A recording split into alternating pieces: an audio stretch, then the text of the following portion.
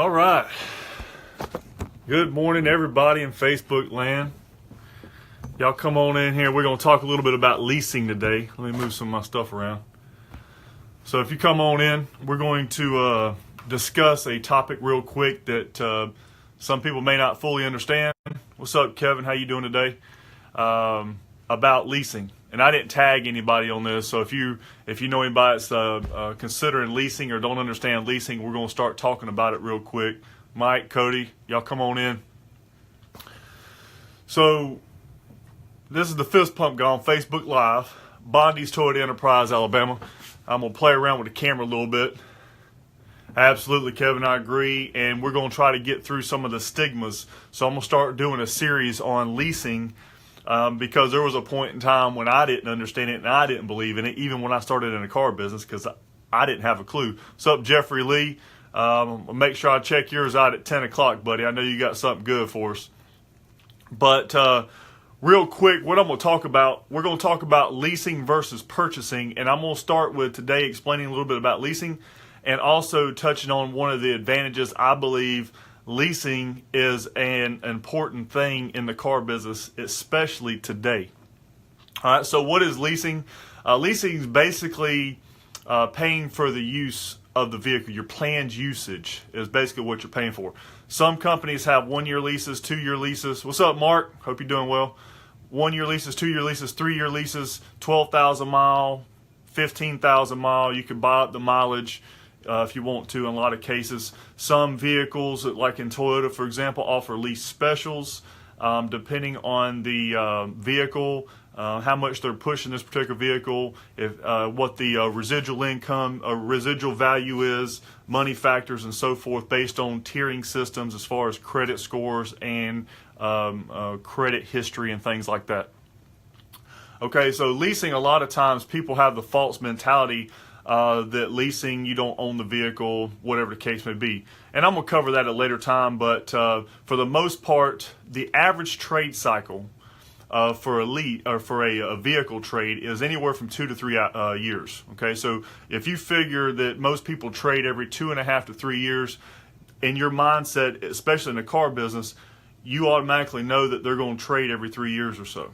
That's not always a guarantee because some people do keep cars a while. But for the most part, on average, I think most people trade around 3 years. Okay, if that's the case, okay, the average loan now is somewhere around 6 years, 5 to 6 years. Back in the day, it was probably less. But now, because of interest rates and things like that, some people and the amounts of the vehicles, a lot of people are financing longer term. 72 months is an average term now. An average car payment is probably somewhere around $450 or so, based on the amount the vehicles are now. So every 3 years. What's up, Matt Johnson? Appreciate you joining in, man. I'm going to cover today a little bit about leasing, and one of the benefits I believe in my heart that leasing is a better option than purchasing, especially now, is, and we'll talk about it here in a second. But if most people trade every 2 or 3 years, what do they have? If they finance their vehicle and they've got a 72-month term or 75-month term or 84-month term or whatever the term is, typically, if they trade every 2 or 3 years, there's going to be some type of form of negative equity involved in that vehicle. Okay? So if they want to trade every 2 or 3, what's up, Michael? If they want to trade every 2 or 3 years, they're going to have a negative equity in their vehicle. Okay? So they have to worry about what the market is going to dictate their vehicle is worth. So what am I saying?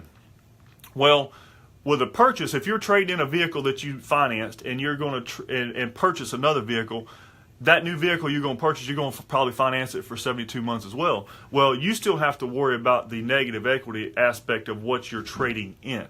So because the market, that vehicle is depreciated, you will have to worry about what that vehicle is worth if you're going to trade it in on a new vehicle. Now, most people, Sorry, I had a phone call. It's not uncommon for somebody to have 3, 4, 5, 6 grand worth of negative equity if they're trading every 2 to 3 years. If they trade sooner than that, it could be worse depending on what their prior trade was. So, as a consumer, I want what's best for you. And I had this happen recently. The reason I wanted to start talking about this topic because the customer, even after he did the lease, didn't understand it. So I brought him in. I set him down. I wrote down about 8 or 9 points why what we did for him was his best option. Okay, so you have to worry about depreciation of the vehicle. Okay, so that's something that you got to be concerned about if you're purchasing a vehicle, because not all vehicles hold the same amount of value. Okay, if you're talking about a Tundra, a Tacoma, Jeep Wrangler, things like that, those are typically going to have a higher value placed on them. But even that, the dealership that you take to trade it in is obviously going to put their value, what they think they can sell it for, and what they should trade for based on what they think they can sell it for.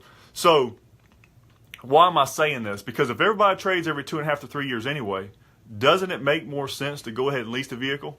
Because typically you got a 2 to 3 year lease, right?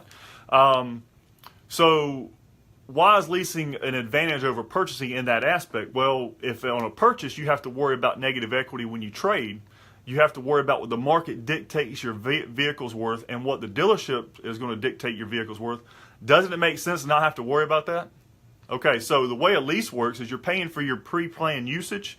All right, so what it is the manufacturer will place a value, a residual value on that vehicle that'll be a guaranteed value. You follow me? Now, that doesn't necessarily make it, if you trade it early, that doesn't necessarily to fix that. But if you pay the lease out, because all you're doing is paying for because like, for example, a Tundra is something stupid like 80% residual. So, the front end of that, the payment's going to be lower, of course, but the back end, you may not be able to refinance that back end and get the same payment you are now. It may be higher. So the main advantage I want to get through today is if you're consistently trading every 2 to 3 years, even if it's 4 years, and you're consistently trading in and having to worry about value of your vehicle, leasing there's a guaranteed value the manufacturer places on that vehicle. So all you're going to do is pay for the difference in that. Okay, you're going to pay on the front end. So you don't have to worry about that trade. Now, if you trade out of it early, it may come into play. But for the most part, if you're paying a $350 payment, that's all you're going to pay. And then once you turn that vehicle in, it's gone. Then you can get another one to start over. So you don't have to worry about the negative equity aspect of it. All right. So that's what I want you to understand, is because most people trade every 2 to 3 years, they always have to worry about negative equity in their trade in almost every case. Even if they pay cash for the vehicle, there's still a depreciation amount that's on that vehicle. Some brands are worse than others. Some vehicles inside brands are worse than others. So it's not necessarily every vehicle I'm talking about, but on average, I'm talking about on average, most people have negative equity. And if you lease a vehicle, that's not something you got to worry about. So what you do, 2 to 3 years, you turn it in, get you another vehicle. Okay, so that's the advantage today. Today is that you can lease a vehicle and not necessarily have to worry about the depreciation aspect of it, because there's a guaranteed value at the end, and all you're doing is paying for the pre-planned usage. So if I say I'm gonna drive my vehicle for 3 years and put 12,000 miles on it a year, that's 36,000 miles. Guess what? When I turn that in, I'm all good. Okay, and we'll talk about some of the disadvantages later on. But today I just wanted to cover one. Because we know that if most people trade every 2 to 3 years, there's going to be some line of negative equity. And if they're doing that every year, at some point in time, it catches up with you. You may be financing 35 grand on a $20,000 vehicle, for example. So that's not what we want to do. So in today's market, in today's time, based on the amount vehicles are, right now, especially when you don't want to have to worry about what the market's doing with your trade, you definitely want to lease. Absolutely it is, Michael. And leasing, like I said, when I first started in business, I didn't understand it. I'm not even saying I'm 100% on everything, but I do know that if negative equity is involved and you're trading every 2 to 3 years, like I don't know how many vehicles I've bought since I've been here, but I'm just now leasing my first vehicle because now I understand it. Okay, so, but I'll cover some more things later on. I may start doing these because I've got enough on leasing to probably do 8 or 10 shows. So today's lesson is, don't be scared of leasing. Leasing is paying for the pre-planned usage of the vehicle.